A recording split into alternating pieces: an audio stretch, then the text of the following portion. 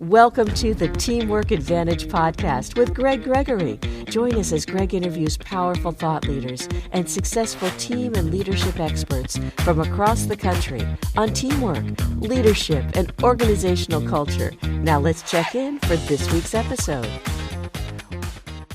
Welcome back to the Teamwork Advantage, the podcast that is dedicated to the growth, development, and advancement of teamwork, leadership, and culture. I'm your host, Greg Gregory, and we are starting ready for our 6th season coming up here in a couple of weeks. So folks, you're going to want to get strapped in because we're going to have some amazing guests lined up as we start the 6th season. We've now been downloaded in over 70 countries, so we've got a lot of people from around the world listening to the Teamwork Advantage. Joining us today, we've got a great guest joining us, and it's a little bit of a different guest than we might normally have. We've got a small business a manager here of a salon in Louisville, Kentucky. Before we get into Adel and the background of everything, Adel, I just want to start off real quickly. You know, teamwork is a powerful thing with everything, and when you think about a hair salon, you don't necessarily think about teamwork because, well, let's face it, in your salon, they're shampooing the hair, they're cutting the hair, they're doing everything. You know, maybe they do a checkout experience, but what does teamwork mean in your salon? Yeah, Greg, that's a great question. And really the answer is within that word, team. You do have to have a team to make a team work. And unfortunately, it's often where it's only one person or two persons that kind of pick up the load for everybody. And for us, it was very important to have that relationship with the entire team that everyone puts in the effort. And that's really what makes the dream work, is everyone, including myself as the manager, the owners. So it didn't really matter what position you're in the salon. We are a team, and we'll only be able to make this work and become who we need to be if all of us put equal effort in. And really, that's what stands behind that word for us. Well, that's awesome. So I want to get into exactly who you are, where you are, and all of those things. So folks, joining us today is Adel Migirova, and she is the office manager of the Emma Justine Salon in Louisville, Kentucky. So we're talking about a salon owner. They've got 10 employees, and they're talking to us today about teamwork, leadership, and culture in that environment, which might be different than, say, you work on a help desk or wherever you may work inside of the listening audience that we've got, and we've got people from all over the world. So a little bit about the salon. The salon is actually owned by Nissan and Amy, and they are the owners of the leads, and Amy is the lead stylist at Emma Justine Color and Extension Lounge. I love the fact that it's called a lounge, not just a salon. Yes. Over the years, with the help of a lot of guests, they're loyal guests, they're a tribe. And I like the fact that they call it a tribe, one-of-a-kind salon experience. So think about when you get your hair cut, okay? When you get your hair styled, you know, is it an experience or you just go there to get the job done and get out? That's what you start to look at. They uphold their mission statement by creating a one-of-a-kind salon experience that is led by a team with exceptional talent to ensure that every guest feels bold, beautiful, and confident. The salon itself continues to set the bar for what it means to be experts in the field. And folks, got to understand, they started the salon in October of 2018. They had a couple of years under their belt, but small businesses were struggling by the end of 2020. And yet, Emma Justine Salon has pulled through. So we want to find out some of the things they have done with that. With their sincere focus, the Emma Justine tribe has built the reputation of bringing about heavy responsibility that is passionately executed. And joining us today is the office manager again, Adel. Wow, you've got a lot to talk about here today, I'm sure. So let's get into it. Yes. We talked what teamwork is to you guys, and I get that. So we think about what teamwork is.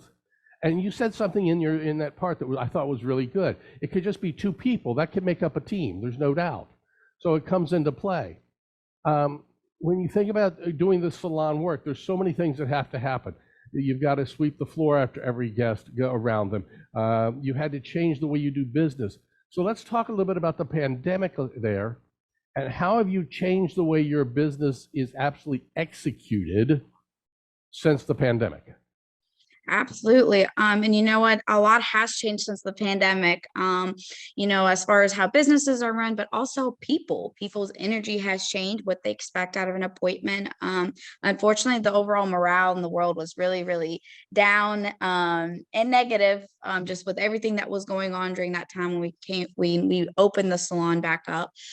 So it did create a significant challenge of keeping that mission, of creating an experience, not just a service, that we did find a challenge. But our management team, myself, Nissan, and Amy, we kind of sat down and said, what can we do to make sure that when they come into our salon, everything outside of these walls is forgotten and they can actually enjoy a pampered day, right? And it really just came down to what we, as the humans inside, the people inside, are able to provide, the energy that we're able to give, the enthusiasm that we're able to greet our guests with.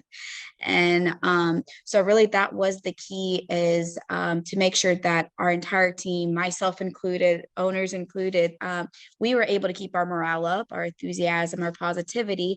And honestly, that energy is so contagious. It just, being in a room full of positive energy is extremely contagious, and really that made all the difference for us. Once we realized that was the key, as far as management goes, we did everything we could to keep that energy at its peak for our entire team, whether it meant treating everyone to Starbucks in the morning, or bringing donuts, or just having something silly incorporated throughout the day just to keep the energy light.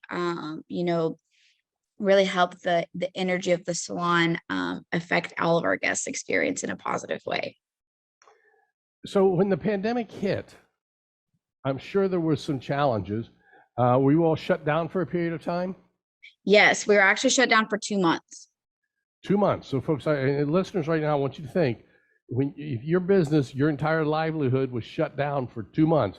So now you're not just talking about the owners of the salon, but you're talking about all of the stylists. Everybody was shut down for 60 days, no income, nothing coming in. That makes it difficult. Mm-hmm. When you did open back up, what were some of the changes that you had made? Because the way you described it and the way I've read about you guys now is it's very unconventional. Yes. Well, we were still limited by the government regulations at the time, where we had limited of how many people could be in the building at the same time. So that in itself was a challenge, keeping things smooth. We had to split shifts to make sure, one, all the clients are getting taken care of, but also we were able to provide hours for our team as well. So they're able to work and get a steady paycheck coming in as well. So we actually extended our salon hours. We nearly doubled it, so that we would have 2 shifts, whereas before it was just 1 shift, just so that half the team can work and the other half can work in the afternoon. We were able to maximize how many guests we were able to see, as well as, again, provide the hours that our team needed at the time. Obviously, it was a lot of more work, not a little bit more work for management and the back end stuff. But we just had to do what we had to do to make sure everybody across the board was taken care of. Yeah, because now all of a sudden, your cost of everything, your electricity costs, a lot of the other costs are going up because you've now doubled your hours for, excuse the term, the waking hours, if you will, of the business. So what are your salon hours today? What were your salon hours before? When you broke out of the pandemic and first came back, what were they and where are they today? Yeah, so great question. So before the pandemic, we worked 5 days a week, Tuesday through Saturday, with it was Tuesday, Wednesday, from, I believe it was 10 to 8 p.m. And then Thursday and Friday was from 10 to 5. And then Saturdays was a half day from 9 to 3. During the pandemic, we changed it from, I don't know exactly the hours. I feel like it's so forever ago, but I believe we had the first client coming in from 9 to 3. And then the second shift was from 3 to 9. Okay. And then currently, once kind of the pandemic slowed down a little bit for us and the regulations were lifted, we really did have to reevaluate our hours. for our team's sake. Just to, it was a stressful time of everyone's lives, and everyone's life circumstances has changed at that point. So we did reevaluate our schedule to make it more of a balance between a home life and a work life. And that is something that is very different in our industry. People say that, Saturday is like the golden day in the beauty industry, or the weekends are. And we actually did the opposite. We decided to close our Saturdays so that our team would be able to spend more time at home with their family, as well as shorten our hours in the evening. So our current schedule now is Tuesdays and Wednesdays. We are here from 9 a.m. till 7 p.m. and then Tuesdays and Fridays from 9 to 5. And then we're only open one Saturday a month to maximize for our team, for them to be able to spend as much time at home with their family as well. That is incredible to change that, because you're right. I've never known a salon to close on a Saturday, because that's like the primo day for everybody to come in, because most people work during the week. So your Exactly. clients have been able to adapt to that fairly well? It was tough, but yeah. And it was very nerve-wracking for a lot of our team members as well. I mean, we have some well-seasoned stylists who've been working behind the chair for years, for even more than a decade. And they're like, I've never had a Saturday off. Like, I've always worked every Saturday, and it was, kind of mind-blowing to acknowledge about, wow, you're such a professional, you're so far into your career, and yet you've had to work every Saturday. So that was pretty neat to be able to offer that to them. But you're right, it was a fear with our clients, who are equally as important to us, our guests. We want to make sure that they were taken care of, and really that one Saturday a month is what was enough for us to accommodate the guests that can only do Saturdays. It seemed like everybody else understood, and they were actually even happy for us. They were proud for us. They're like, man, no, I understand, we'll make our schedules work to come in to your salon. And so that was very encouraging as well. It made us feel like we made the right decision. Well, being self-employed for my life, it's one of those things. I avoided a salon on a Saturday, so because it was always so crazy and hectic. So Exactly. during the pandemic and post-pandemic, even, we're not really out of the pandemic, folks. Let's be clear about that. But things have eased quite a bit. As we start to look at this now, supply chain, driving inflation, economic situations, people needing less hours, some needing more hours, everything in those directions all going. How are you able to keep, A, your employee retention, but B, how are you able to keep your client retention as well through all the times with the inflation and with the pandemic itself, and just in the great resignation, or as I call it, the great reshuffle? I like that. So you're right. We did have to make a change, and a drastic change. We couldn't do what we've been doing before the pandemic, just because everything was different. So shortly after the pandemic, we did have to pivot, and we actually transitioned to a specialty salon. That helped us be able to target and become a niche, and that way there was a specific amount of inventory that we could guarantee that we'd be able to provide for our guests, for our team, as well as it helped us create the stability of what and provide what everyone is wanting from us. So we transitioned to the specialty salon, and then as obviously with inflation and everything else going on, we did have to do a price increase. And so kind of doing both things, we tried to strategically do a time management of when we would implement one or the other, so that it would be minimal impact for our guests.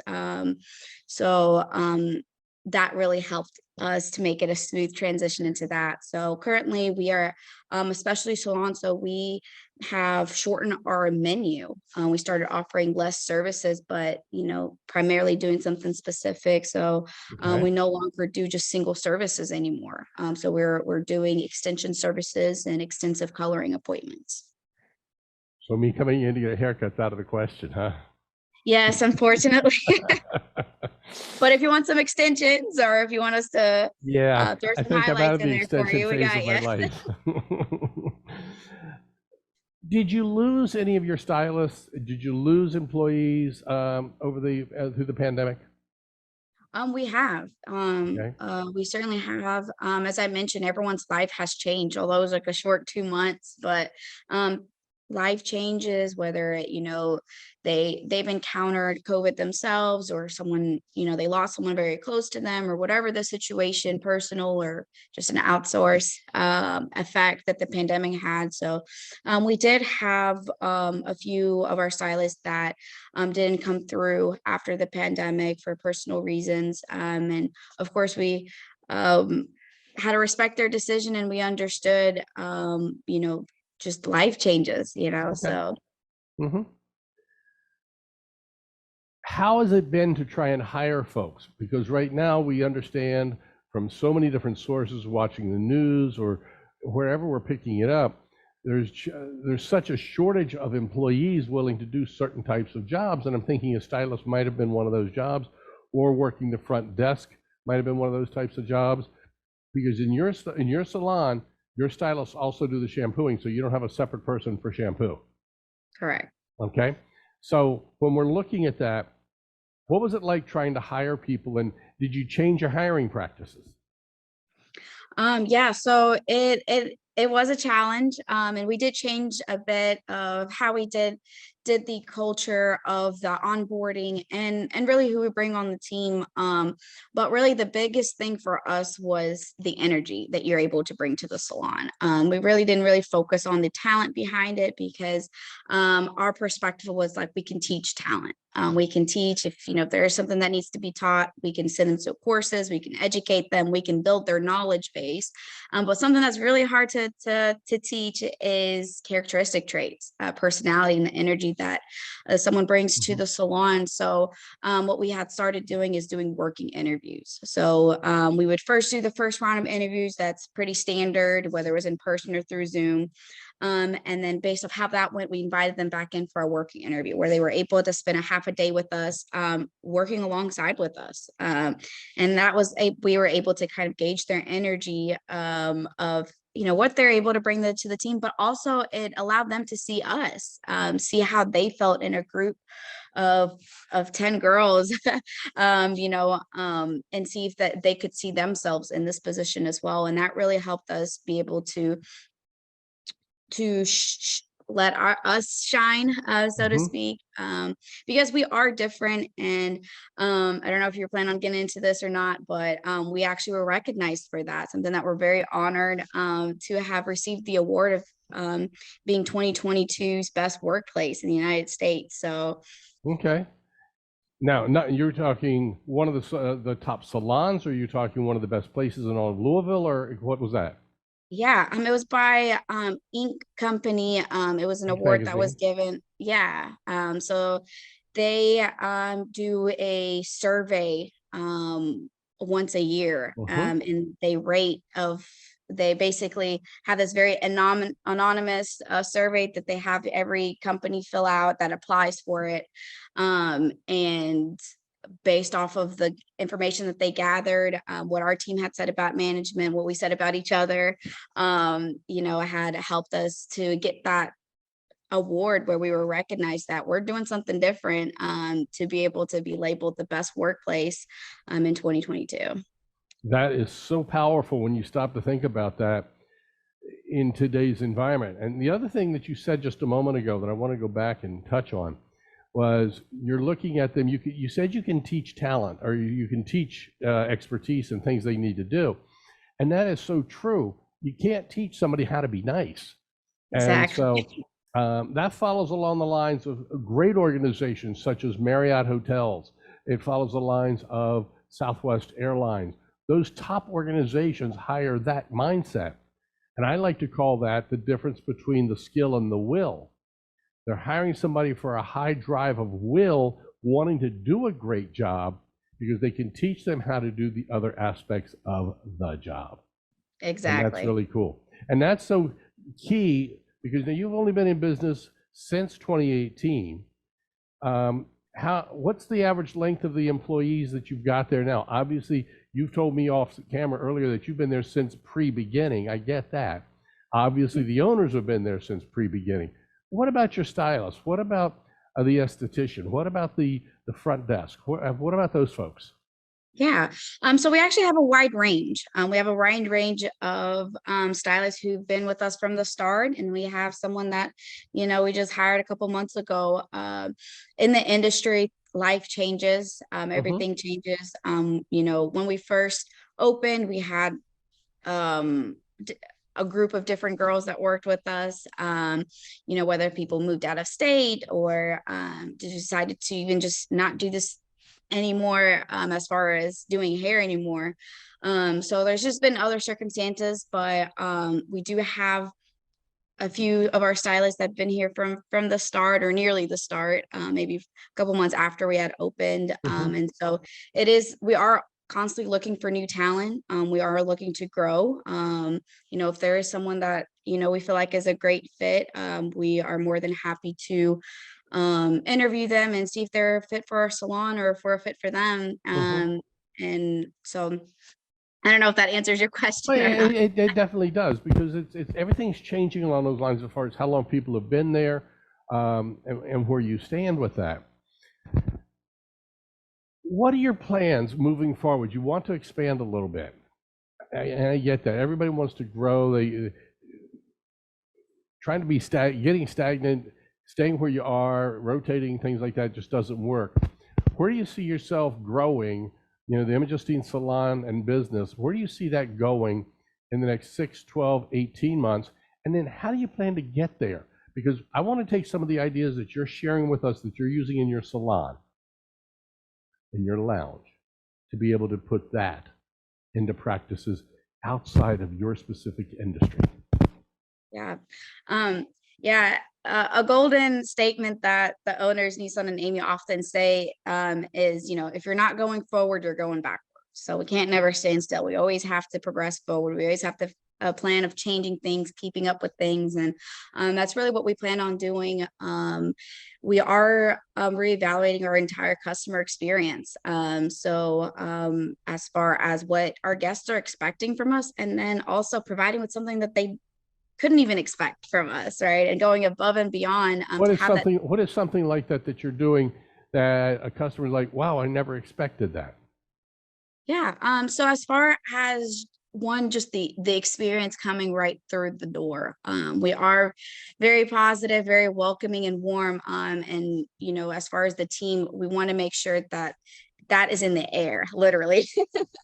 But as far as the refreshments we offer, as far as wine, champagne, we have a variety of snacks to offer to keep our guests pampered. And then also as far as making any kind of transition as smooth as possible. Okay. A lot of times if you ask someone, that's probably the most awkward part of any kind of business transaction is, the checkout, the payments, the tipping situation.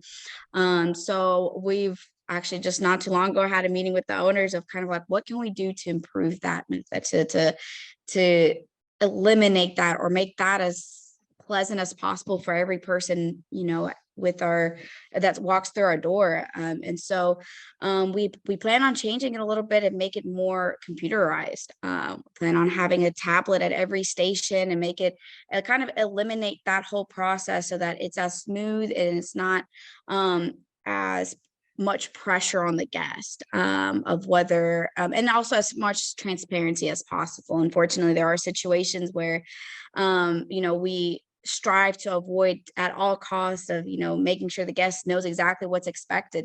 That's the uncomfortable part of any conversation is money, right? and especially between a client and the person that's providing the service. And so to eliminate all of that, to make it computerized, have it everything on a tablet screen where it kind of disconnects that association with, you know, the person that's providing the service and, you know, the money aspect. Some restaurants have been doing that for a while with the checkout at the table where you can use your card right there. And now even, I love some of the new things that they've come up with in restaurants. They're giving me the receipt for the bill and I just use my camera, do the QR code, and I can pay right there, tip, gratuity, everything. I'm out the door, you know, so there is that. So let's talk about your people for a second. Okay, we've talked a little bit about Nissan and Amy as far as the owners and how they're doing things. And if you're not moving forward, you're moving backwards, and keeping all that mindset going, bringing the high energy. That's really good. That's got to drive the culture. But let's talk about the team members for a second. What are you doing for them? What's being done for the team member to give them some excitement, give them the things that they want to say to make them feel like they're excited to come into work? Yeah, absolutely. So it starts off with, and I'm not being biased by any means, but we do have an amazing team. Every single person. We weren't worried about you if you said we have a good team. Okay, so there.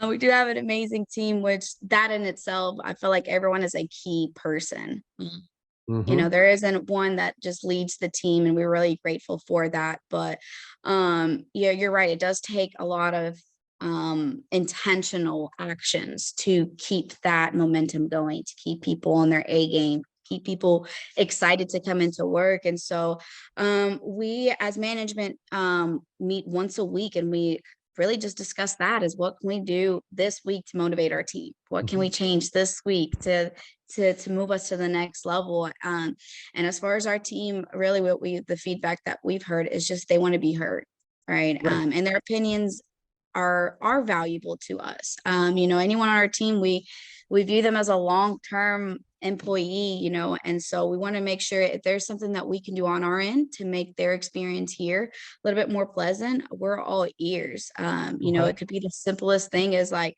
man, it's really annoying to have this trash can on this side of the station. Can we put it on this side? You know, it's like little things that really may feel like is not a big deal, can make all the difference, you know.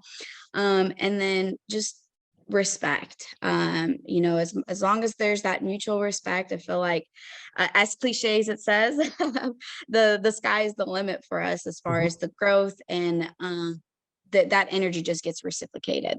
And we've kind of been able to see that through and through. With the team members, how safe is it for them? Are they in a place where they can freely speak up without fear of retribution, either to management or about other people, about another stylist, about the esthetician? How is the environment there?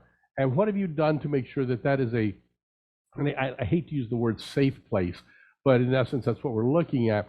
Where have you done, what have the owners done to really make this like it's a great place where everybody can feel good about speaking their mind, bringing up ideas? Absolutely. So from the start, from day one, when we open, and to this day, we do have a time set aside with every guest, with every team member, one-on-one, so we can just have a conversation.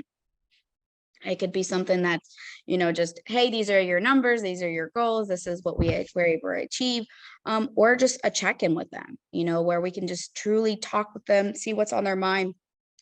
If they have any concerns, any compliments, any complaints, we just want to feedback with them. And it's important to do that regularly, not just once a year, not at their annual meeting, but very frequently, and even throughout the week, just checking in with our team personally, not just like a cliche, you know, hey, how are you? But really checking in with them to see if there's something that is going on.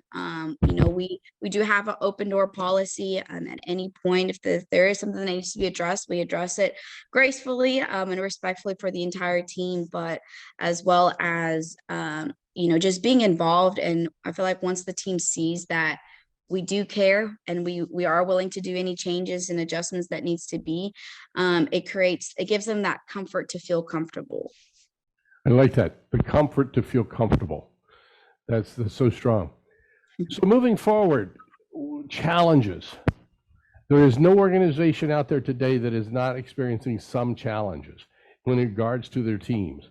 When CEOs were recently interviewed of larger companies, asked what keeps them up at night, the vast majority of them say the health of the company. And they're not talking financial health. They're talking about, and they're not talking about the health of the employee. They're talking about the employee and the ability to help them feel comfortable enough in everything that they're not wanting to quit, that they're not going to be creating a mutiny situation. So every organization has these challenges. What challenges are you working on at the Emma Justine Salon?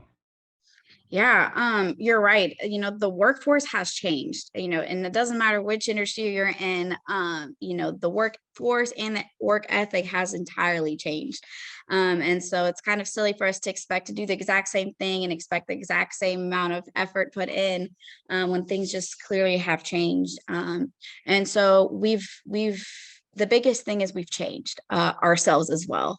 So we've changed in our management, our policies, our regulation to ensure that home life balance. We feel like the biggest thing is when our team starts feeling burnt out is when we start seeing it affect their happiness at work, their work ethic, all of that factors in the moment they start feeling burnt out. And so for us, it was very important to create something that we were able to keep a work-life balance. One was changing the schedule, but also we started implementing unlimited time off. We do want, and we get excited for our team when they get to go on vacation, whether it's a staycation or they get to go to the beach. We personally like to go on vacation as well. And we also understand the benefits of that. When our team is able to disconnect and not be at work and be able to enjoy life, we're all here for it. We're excited for them. And that has created that morale in the salon where it prevents them from getting burnt out. And they're able to enjoy their life at home, as well as when they come into the salon, they enjoy what they're doing. That's been the biggest thing, but also keeping things fun and entertaining and changing in what we do. The longer you do the same job, it gets boring. It gets repetitive. It's the exact same thing over and over and over and over again. And so something that the owners and myself try is keep everyone on their toes. We'll switch it up a little bit. We'll send them to new training courses. We're always looking for upping our game, our education, our services that we're offering, or the techniques that we do. And that keeps it fun. It keeps them on their toes, and so that it prevents from people feeling like they're in this, repetitive cycle of doing the same thing every day. How do you, on the management team, how do you guys find the ways to keep getting innovative? Because you said it yourself just a moment ago, do the same thing again and again and again, it's going to get boring. Even trying to come up with new ways. What are ways that you are doing, you and Nissan and Amy are all doing with the management group to find your ways to make things innovative for your team members? Sure. Honestly, it's very easy for us in this industry, just because in the beauty industry, things change overnight. There's a new trend, there's a new technique. It literally feels like every 24 hours, and there's something new coming up. And so as far as management team, we try to stay on top of it. We're aware of the trends, the new techniques, and we have monthly schedules. We have a team training once a month, whether it's in the salon or out of the salon. We try to take once a year a big group trip together out of state. It's a good bond building experience combined with a good educational experience that also kind of creates hype and excitement for all of us. We get to know each other a little bit closer, and so we found that to be a big win-win for us. That's so true. Do you, and here's a kind of I guess a quasi loaded question, do you sometimes look to other industries to get ideas for what you can do? Oh, absolutely. Absolutely. So Nissan's background, he worked in a corporate environment for more than 10 years. And so corporate is very different. Their processes and their rules. And honestly, some of it we were able to incorporate it. And honestly, a lot of it we was like, we're absolutely not going to do this here. We're going to do something completely different. Right. same thing with myself. I come from a medical background. And so some things that made sense, we did incorporate, and then other things I was like, okay, we're not going to do that here. So Right. we like to learn from other people's mistakes as well as their wins, and incorporate it in our company. The reason I asked that question, okay, and I want to speak to my listeners right now for a second, speak to all the listeners. Just because we're talking today with Adel, who is in a salon, we've all been to a salon at some point in time to get our hair cut, colors, extensions, whatever it happens to be. We've all done that. The question is, can you look to this salon for ideas that you can do in your business? And the answer is yes. The answer is yes. Adel, I got to say thank you so much. It's been wonderful having you on board here with the Teamwork Advantage. The ideas that you're sharing out of Louisville, Kentucky. So if you're down there and you need to get your salon experience fix, okay, make sure you go there. What is y'all's website, so if people want to check you out? Yeah, it's www.emmajustinesalon.com. Emma Justine, so that's EMMA, JustineSalon.com. You got it. All right. Be sure to check them out. If you're down in Louisville, stop in, say hello to them. If you're coming from overseas, you're going to want to stop by there. Louisville is a fun town to go to. So, guys, Adel, thank you. Thank Nissan. Thank Amy for getting this business going. Thank you, and congratulations on making it through your success. You're 4 years now. Thank you. 4 years through a pandemic. That's just absolutely wonderful. Thank you, Greg. Pleasure chatting with you. Yeah. Folks, once a week with the Teamwork Advantage, you get ideas that you can implement right away.